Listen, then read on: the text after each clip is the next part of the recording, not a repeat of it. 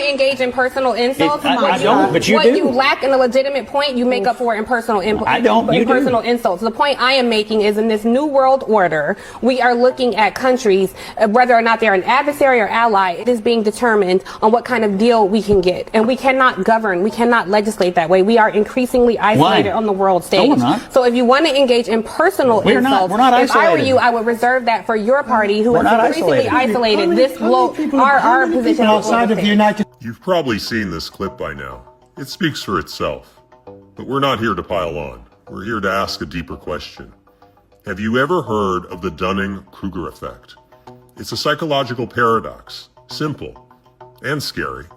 It says this: the less a person knows, the more likely they are to think they know everything. Why? Because they lack the knowledge to realize what they don't know. Or in less polite terms, dumb people don't know they're dumb because they're dumb. You see, self-awareness requires a minimum level of intelligence. And when you're below that line, you're not just wrong, you're confidently wrong. This is why the loudest person in the room is often the least informed. It's why social media is full of bold declarations and bad takes. It's why some people can't admit when they're wrong, because they don't even know they are. And yet, this isn't just about Tiffany Cross. It's about a culture addicted to opinion, but allergic to reflection. True intelligence isn't how loud you speak. It's how deeply you think. And the wisest people are often the quietest, because they understand how much they still have to learn. So before you speak, before you judge, before you declare someone else a fool, ask yourself, do I know what I'm talking about? Or do I just think I do? Ignorance isn't a crime, but defending it with arrogance, that's a plague. You may not like the art of the deal, but the results, they're undeniable. Over 75 countries are now begging for trade deals with the US. Why? Because Trump used leverage. He dropped the hammer with high tariffs, and then hit pause. Gave them 90 days. Tariffs drop to 10% if they come to the table. That's not chaos. That's strategy. China tried to play tough. They're now facing 125% tariffs. Isolated. Last one standing. And the US holding all the cards. Now here's the part most people miss. Just yesterday, Trump said no negotiations. Today, he adjusted because the bond market shifted. The dynamics changed. And unlike most politicians, Trump moves when the ground shifts. That's not weakness. That's how you win. And this is next level. Trump said that he respects President Xi, calls him a friend. He doesn't blame him. He blames our own weak leaders, the ones who made bad deals, or no deals at all. That's the art of the deal. Set the terms, show strength, keep your options open. And now, even Xi is reading the book. This is the reset. This is leverage. Welcome to the art of the deal. This is the defining moment. The battle for free speech isn't coming.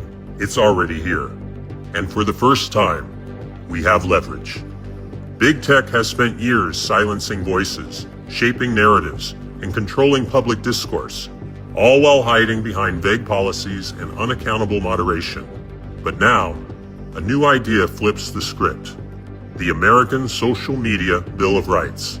This isn't a mandate. This isn't government overreach. This is transparency. Platforms will have a simple choice: embrace free speech and earn public trust, or reject it and expose their true intentions. No one is forcing them, but they will have to take a stand.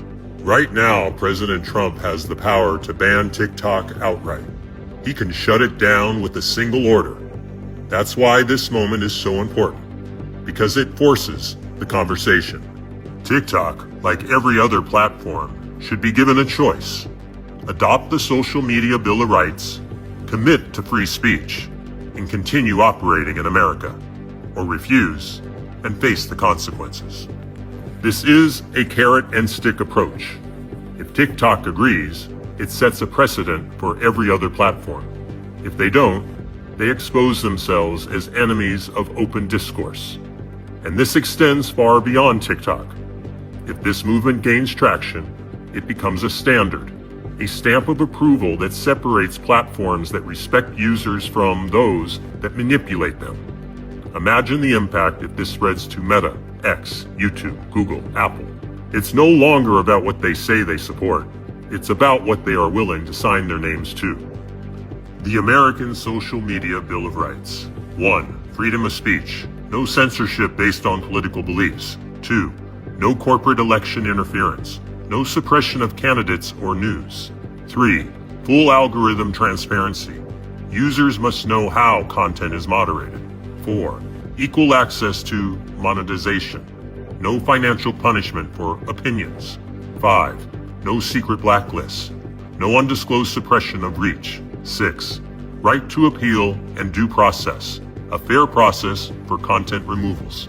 7. No foreign influence over free speech. No foreign control of platforms. 8. Protection against data manipulation. No psychological content suppression. 9. Equal treatment under the rules. No special exemptions for elites. 10. Opt-out of censorship filters. Users can disable non-essential moderation. The choice is theirs. The power is ours. This isn't about banning anyone. It's about exposing the truth. A platform that refuses to agree to these basic principles is sending a message. They don't believe in free speech. And when that happens, the people will decide whether they want to use a platform that stands against them. This is how we shift power away from big tech and back to the people. The fight is here.